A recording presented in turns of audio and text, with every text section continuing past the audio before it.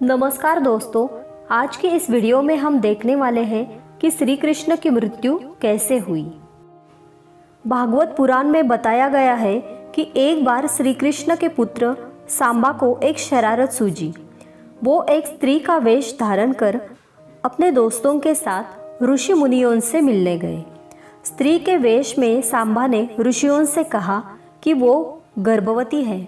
जब उन यदुवंश कुमारों ने इस प्रकार ऋषियों को धोखा देना चाहा तो ऋषि क्रोधित हो गए और उन्होंने स्त्री बने सांबा को शाप दिया कि तुम एक ऐसे लोहे के तीर को जन्म दोगी जो तुम्हारे कुल और साम्राज्य का विनाश कर देगा। ऋषियों ने दिया यह शाप सुनकर सांबा बहुत डर गए। उन्होंने तुरंत ही सारी घटना जाकर उग्रसेन को बताई, जिसके बाद उग्रसेन ने सांबा से कहा कि वे तीर का चूर्ण बनाकर प्रभास नदी में प्रभावित कर दे। इस तरह उन्हें उस शाप से छुटकारा मिल जाएगा। इसके बाद सांबा ने ऐसा ही किया। साथ ही उग्रसेन ने यह भी आदेश पारित कर दिया कि यादव राज्य में किसी भी प्रकार की नशीली सामग्रियों का ना तो उत्पादन किया जाएगा और ना ही वितरण होगा। इस घटना के बाद द्वारका के लोगों ने कई अशुभ संकेतों का अनुभव किया, जिसमें सुदर्शन चक्र, श्री कृष्ण का शंख, उनका रथ और बलराम के हल का अदृश्य हो जाना भी शामिल है। इसके अलावा वहां अपराधों और पापों में बढ़ोतरी होने लगी। द्वारका में चारों ओर अपराध और पाप का माहौल व्याप्त हो गया।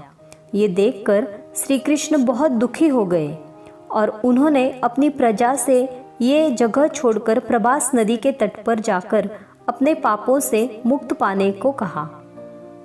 उनकी बात को सब लोग मानकर प्रभास नदी के तट पर गए, लेकिन वहां जाकर सभी मदिरा के नशे में चूर हो गए और एक दूसरे से बहस करने लगे।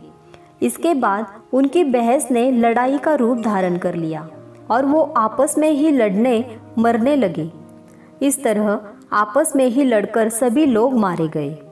भागवत पुराण के अनुसार भगवान श्री कृष्ण एक दिन एक पीपल के पेड़ के नीचे विश्राम कर रहे थे। तभी जरा नामक एक बहेलिये ने श्री कृष्ण को हिरण समझकर दूर से उन पर तीर चला दिया, जिससे उनकी मृत्यु हो गई।